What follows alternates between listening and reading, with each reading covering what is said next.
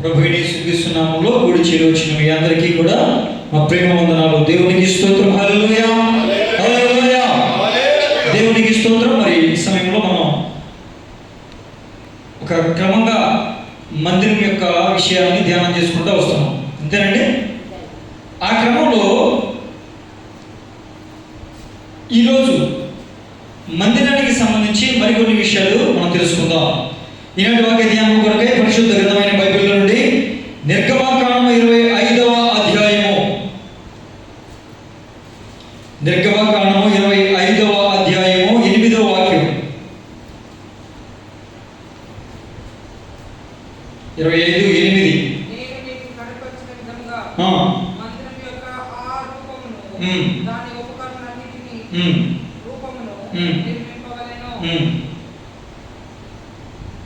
నిర్గమ 25:8 అంటే నేను వారిలో నివసించున్నట్లు వారు నాకు పరిశుద్ధ స్థలమును నిర్మింపవలెను. దేవునికి స్తోత్రం కలుగును గాక.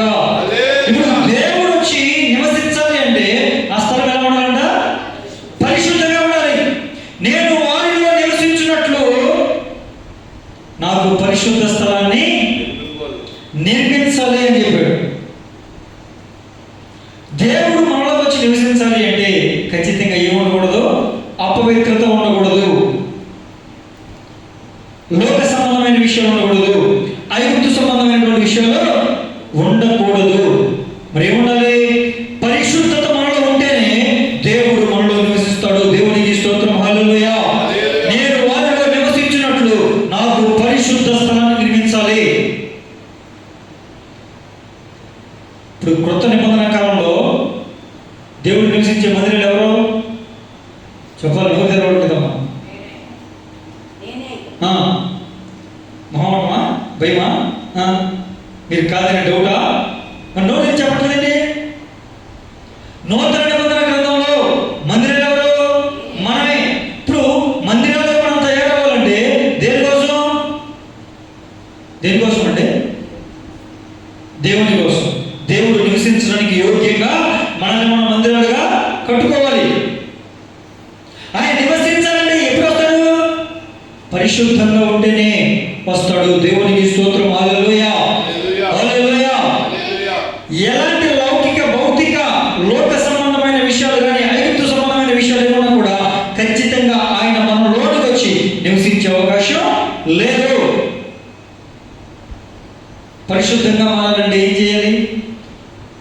ఎప్పుడది పరిశుద్ధమవుతుంది? మనందరికీ తెలుసు. హోరేబు కొండ మీద మోషే గారిని దర్శించిన సందర్భం మనందరికీ తెలుసా? మీ అందరికీ తెలుసామా? మండుచున్న పొద అంటే అందరికీ గుర్తొచ్చేస్తుంది, అవునా?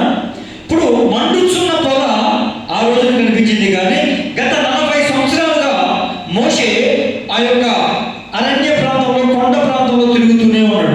ఎన్ని సంవత్సరాలు అంటే? 40 సంవత్సరాలు తిరుగుతున్నాడు. చెప్పులు లేకుండా తిరిగాడా? చెప్పులతోనే తిరుగుతున్నాడు. అయితే ఒకానొక రోజున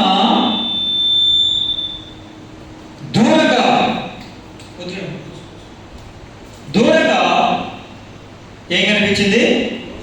మండుచున్న ఒక పొద కనిపించింది. అరే, ఇక్కడ ఎలా అగ్ని ఉంటుంది? అగ్ని ఎలా వచ్చింది? ఎవరు కాల్చారు? ఎవరు నిప్పండించుంటారు అనే సందేహం వచ్చి ఉండొచ్చు. కాసేపటికి చూస్తే ఆ పొద కాలిపోట్ల, మంట మాత్రం కనబడుతూనే ఉంది. ఏంటిది ఇలా ఉంది అని చెప్పి దగ్గరికి వెళ్ళే ప్రయత్నం చేశాడు. అది మండుతూనే ఉంది కానీ కాలిపోట్ల. అయితే ఇక మోషే ఆ పొదను సమీపించుచూ ఉండగా దేవుని స్వరం వినబడుతుంది. దేవునికి స్తోత్రం. ఏమని? మోషే, నీవు నిలుచున్న స్థలం పరిశుద్ధ స్థలం కనుక నీ చెప్పులు విప్పు. దేవునికి స్తోత్రం కలుగును గాక. హల్లెలూయా, హల్లెలూయా. ఎప్పుడది పరిశుద్ధ స్థలం అయింది? 40 సంవత్సరాలు ఎప్పుడు పరిశుద్ధ స్థలం ఇది? నీ చెప్పులు ఇక్కడ అని చెప్పిన వారు లేరు, వినబడిన స్వరము లేదు. కానీ ఆ రోజున ఆ క్షణం మోషేకి వినబడిన స్వరం, ఇది పరిశుద్ధ స్థలము కనుక నీ చెప్పులు విప్పేయి అని చెప్పాడు. ఎప్పుడు అది పరిశుద్ధ స్థలం అయింది అంటే ఆకాశం నుంచి దేవుని అగ్ని దిగి వచ్చినప్పుడు అది పరిశుద్ధ స్థలంగా మారింది. దేవునికి స్తోత్రం. హల్లెలూయా,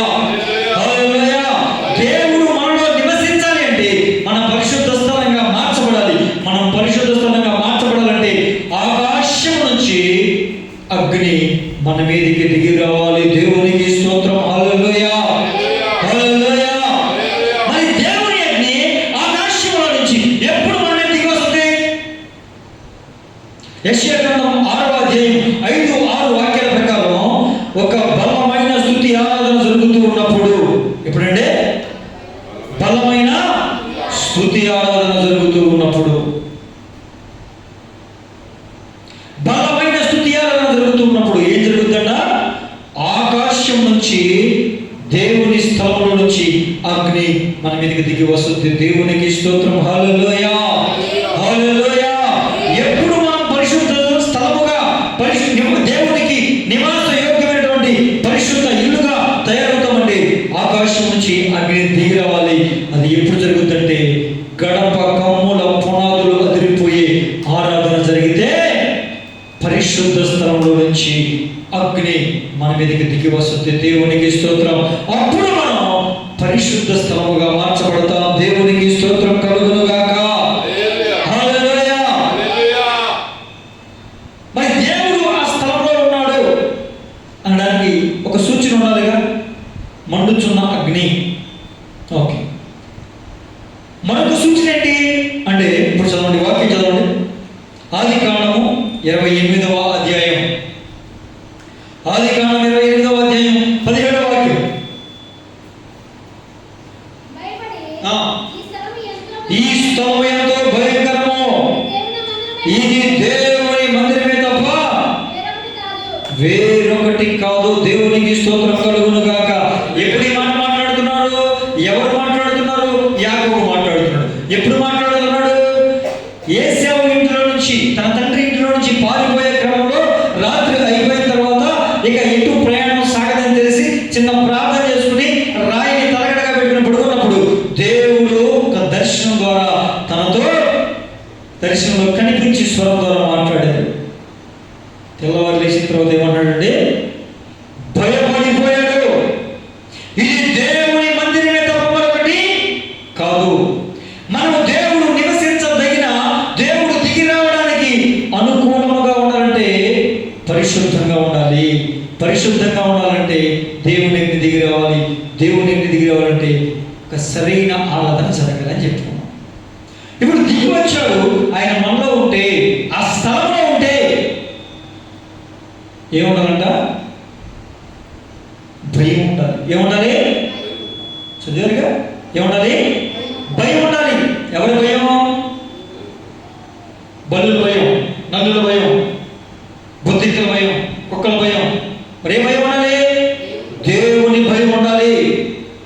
అది దేవుని మందిరమే అయితే, అది దేవుడు దిగి వచ్చే స్థలమే అయితే దేవుని భయం ఖచ్చితంగా ఉండాలి. ఎలా పడితే అలా ఉండడానికి వీలేదు, ఎక్కడ పడితే ఉండడానికి వీలేదు, ఏది పడితే చేయడానికి వీలేదు, ఎలా పడితే అలా ప్రవర్తించడానికి దేవుని మందిరంలో వీలు లేదు. దేవునికి స్తోత్రం కలుగును గాక. దేవుని భయం కడుపులో పెట్టుకుని ప్రవర్తించాలి. ఈనాడు అనేక చోట్ల దేవుని మందిరం పిలవబడుతున్న చూడండి, దేవుని భయం లేని ప్రవర్తన, దేవుని భయం లేని కార్యాలు, దేవుని భయం లేని క్రియలు ఎక్కడ జరుగుతున్నాయి? దేవుని స్థలము, దేవుని మందిరం అని పిలవబడుతున్న చోట లోక సంబంధమైన పలు విషయాలు జరుగుతూ ఉన్నాయి.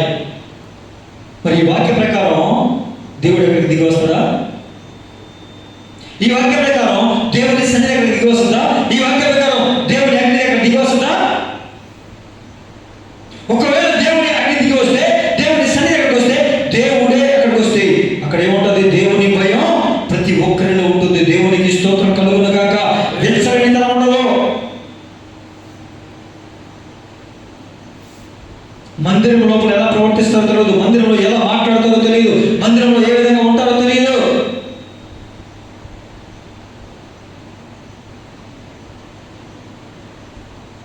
దేవుని భయం కడుపులో పెట్టుకుని ఉండాలి. దేవునికి స్తోత్రం. అది దేవుడు దిగి వచ్చిన స్థలమే అయితే దేవుని భయం నిన్ను ఆవరిస్తుంది. నువ్వు ఎలా పడితే అలా ప్రవర్తించడానికి, ఎలా పడితే అలా జీవించడానికి, ఎలా అంటే అలా మాట్లాడడానికి నువ్వు భయపడతావు, ఆలోచిస్తావు, చేయడానికి భయపడతావు. దేవునికి స్తోత్రం కలుగును గాక. హల్లెలూయా, హల్లెలూయా.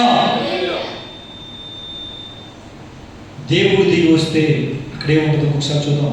సంఖ్యాకాండం 9వ అధ్యాయం, సంఖ్యాకాండం 9వ అధ్యాయం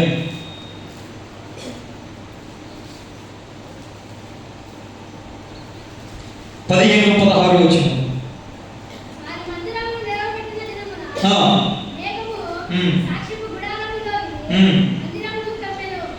మేఘము సాక్ష్యపు గుడారము మందిరమును కమ్మెను. సాయంకాలం మొదలుకొని ఉదయం వరకు అగ్ని వంటి ఆకారము మందిరం మీద ఉండెను. నిత్యమును అలాగే జరిగెను. మేఘము మందిరమును కప్పెను. రాత్రి యందు ఆ మేఘము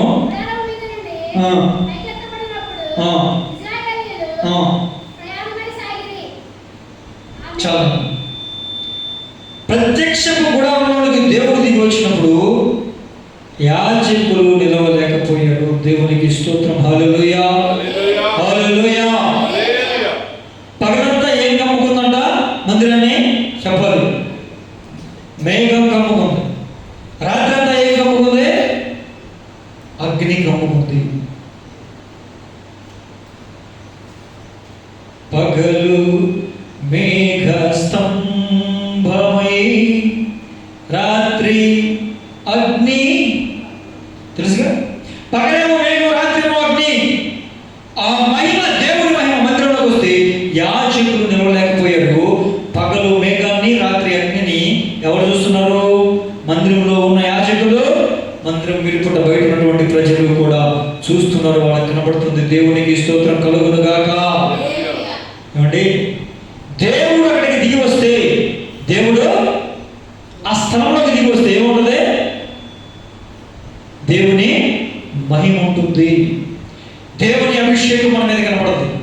లోపల ఉన్న వారికి కనపడుతుంది, బయట ఉన్న వారికి కనపడుతుంది. మరి నేను అంటాను, మందిరంలోకి వచ్చినప్పుడు చక్కగా మేనేజ్ చేస్తూ ఉంటారు. ఎలా? భక్తి పరులాగా చక్కని భక్తి ముసుగేసుకుని. అసలు ఈ అక్కను చూస్తే, ఆ అక్కను చూస్తే ఎంత భక్తి పరుడు, ఎంత ప్రార్థన పరుడు, ఈ అన్నం చూస్తే ఎంత భక్తి పరుడు అన్నట్టు ఉంటాడు. మందిరం బయట ఎలా ఉంటాం? మందిరం లోపల ఉన్న వారికి, బయట ఉన్న వారికి ఏం కనపడింది? మేఘము కనబడింది, అగ్ని కనబడింది. నీలో ఉన్న మహిమ లోపల ఉన్నవాడు, బయట ఉన్నవాడు చూడాలి. నీలో ఉన్న దేవుని అగ్ని లోపల చూడాలి, బయట చూడాలి. అప్పుడు నువ్వు ఎవరివి? దేవుడు నివసించుచున్నటువంటి ఒక ఆలయానివి. దేవునికి స్తోత్రం. హల్లెలూయా, హల్లెలూయా. దేవుని వెలుగు, దేవుని అగ్ని నీలోకి వస్తే చీకటి ఉంటుందా? చెప్పాలి. చీకటి ఉంటుందా? ఉంటుందా? ఉండదుగా. చీకటికి సంబంధించిన విషయాలు ఉన్నాయా? ఉండవు. అవి కాలిపోవాలిగా. మరి ఇంకా చీకటికి సంబంధమైన విషయాలు, లోక సంబంధమైన విషయాలు ఇంకా నీలో ఉన్నాయంటే దేవుడు నీలో ఉన్నట్లా లేనట? అంతే. దేవుడు నీలో ఉంటే నువ్వు వెలుగు సంబంధిగా బ్రతకాలి. ఇంకా చీకటి సంబంధిగానే చీకటి విషయాలు నీలో ఉన్నాయంటే నువ్వు దేవుడు నివసించదగిన యోగ్యమైన ఇల్లుగా మారలా. ఇంకా వాడికి ఎవడికి? సాతాను గడికి ఒక ఇల్లుగా ఉండిపోయావు. దేవుని భయం లేకుండా ఎలా అంటే అలా ప్రవర్తిస్తారు. దేవుడి భయం లేకుండా మందిరంలోనే ఇష్టం వచ్చిన ప్రవర్తన, ఏకశకాలు, యాదకోలాలు, వ్యంగ్యపు మాటలు, సరస్వతులు, ఇంకా చాలా దారుణంగా బావా ఎక్కడా అని భార్య భర్తలు పిలవట్లా. వేరేవాడు మీ ఇంట్లో వరుసగా బాగా ఎక్కడవుతారా?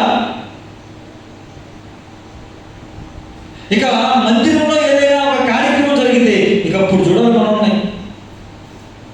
మాట తీరు ఎలా ఉంటుంది? ప్రవర్తన ఎలా ఉంటుంది? నడవడిక ఎలా ఉంటుంది? దేవుడి భయం ఉన్నదా? ఇంకా వెలుగు సంబంధమా, చీకటి సంబంధమా?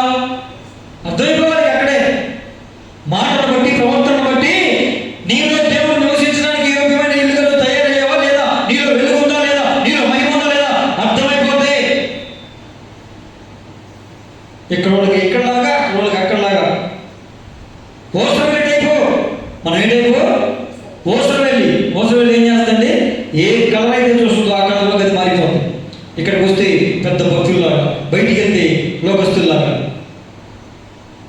ఎక్కడికి వెళ్తే ఆ వేషం పెట్టేస్తాం. సినిమా వాళ్ళు, సీరియల్ వాళ్ళు ఏం జరిగిపోతారు మనకు అసలు క్రైస్తవుల ముందు. వీటన్నిటికీ కారణం దేవుని భయం మన కడుపులో లేకపోవడమే.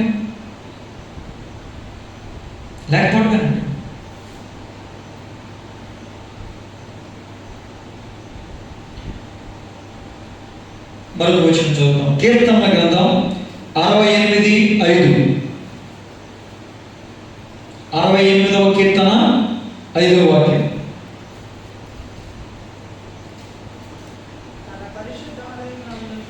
తన పరిశుద్ధాలయమందు దేవుడు తండ్రి లేని వారికి తండ్రియు విధవరాండ్రకు న్యాయకర్త అయ్యున్నాడు. దేవునికి స్తోత్రం కలుగును గాక.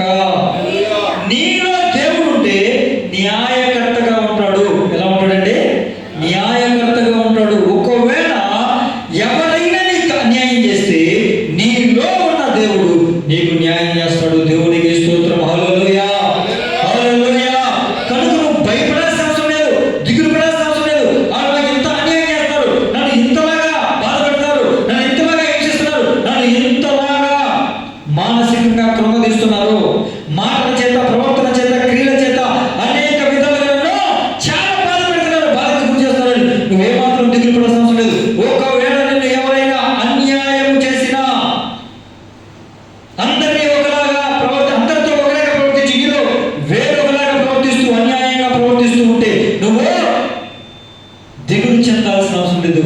కారణం దేవుడు కనుక నిజంగా నీలో ఉంటే ఆ న్యాయకర్త అయిన దేవుడు నీలో ఉండి నీకు న్యాయాన్ని జరిగిస్తాడు. దేవునికి స్తోత్రం. హల్లెలూయా, హల్లెలూయా. ఆయన ఏమన్నాడు? నేను వారిలో నివసించినట్లు నాకు ఒక పరిశుద్ధ స్థలాన్ని నిర్మించాలి. నీకు న్యాయం జరగాలంటే, న్యాయకర్త అయిన దేవుడు నీ పక్షంగా వాదించి నీకు న్యాయం చేయాలంటే నువ్వు ఎలా ఉండాలి? పరిశుద్ధంగా ఉండాలి. ఇంకొక మాటగా చెప్పాలంటే నువ్వు దేవునికి పరిశుద్ధ స్థలంగా మారాలి. దేవునికి స్తోత్రం. హల్లెలూయా, హల్లెలూయా. దేవునికి స్తోత్రం. ప్రియమైన దేవుని బిడ్డలారా, దేవుడు మనలో నివసిస్తే జరిగే విషయాలు, దేవుడు మనలో నివసించలేదనుకోండి, దేవుని భయం ఉండదు. ఆరాధించేటప్పుడు ఏకీభవిస్తేనేనా దేవుడు నీకు వస్తాడు నీలోకి, లేకపోతే ఎలా అంటే ఎలా ఉంటేనా చెప్పాలి. కొంతమంది ఆరాధన చేస్తూ ఉంటే ఇక్కడ దైవ సేవకులు కళ్ళు వేయండి, చప్పట్లు కొట్టండి, ఆరాధన చేయండి.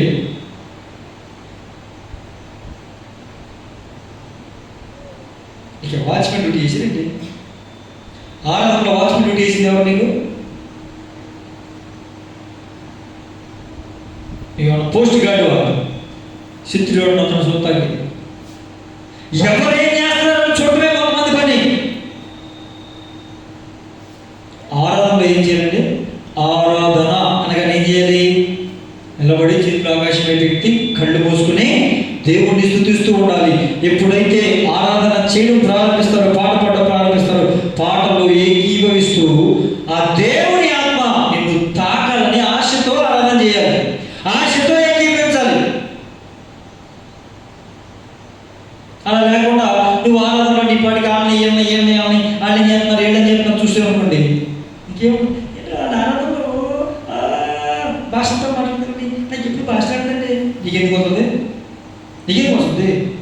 వాళ్ళు ఆరాధనలో దర్శనం చూసి ఉంటుంది, కానీ మరి నాకు ఎప్పుడు రాదు. అసలు కళ్ళు మూస్తే నీకు దర్శనం వస్తుంది. ఏ ఆరాధనలో ఏకీభవించే మనసు ఉంటేగా నీకు దర్శనం వస్తుంది. ఆరాధనలో తన్మయమైపోయి ఏకీభవిస్తూ దేవుడిని స్తుతిస్తే కదా దేవుడు నీ మీదకి ఆయన అగ్నిని పంపేది. ఇవేవి ఉండవు. కానీ ఏం కావాలి? ప్రభు నీ ఎత్తు నుండి కాల్చు, ప్రభు కాల్చేస్తే మరి నిన్నే కాలుతారు, అగ్నిలో కాల్చరు, ఇంకో దీంతో కాలుతారు. పరిశుద్ధ అగ్నితో నిన్ను కాల్చేది.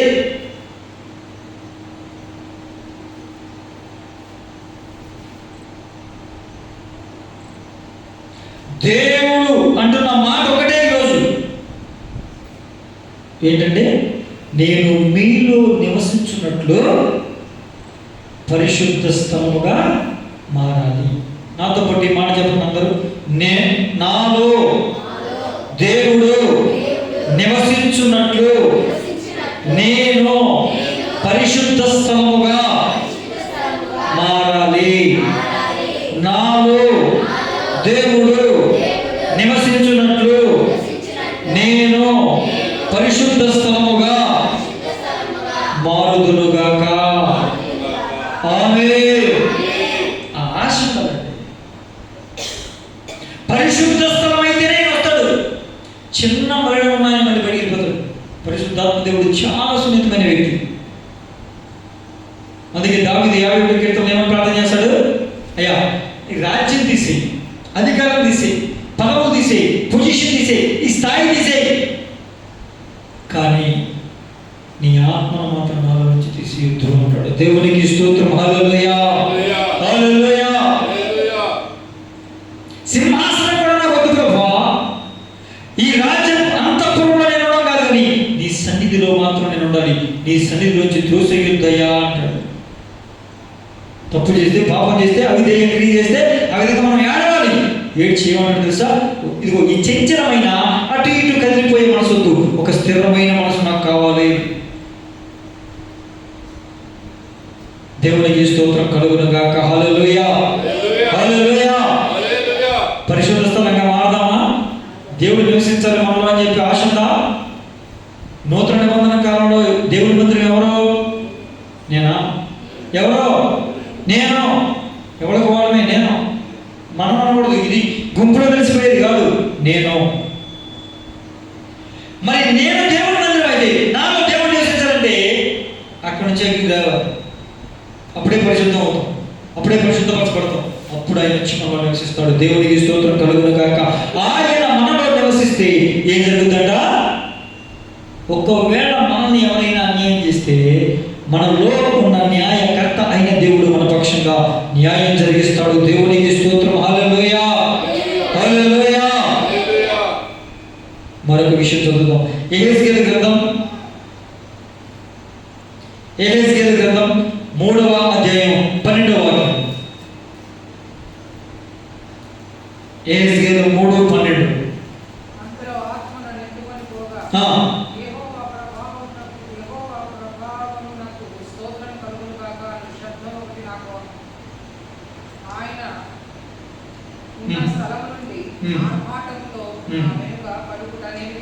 దేవునికి స్తోత్రం కలుగునుగాక.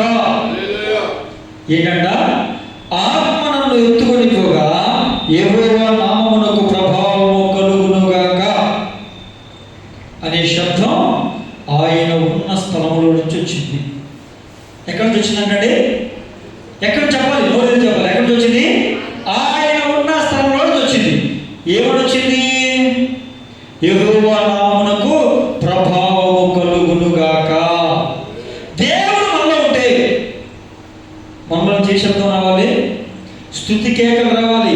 ఆయన నామానికి ప్రభావం, ఆయన నామానికి మహిమ, ఆయన నామానికి ఘనత, ఆయన నామానికి ప్రభావాలు ఆరోపించే విధంగా మన నోట ఎప్పుడు ఉండాలి?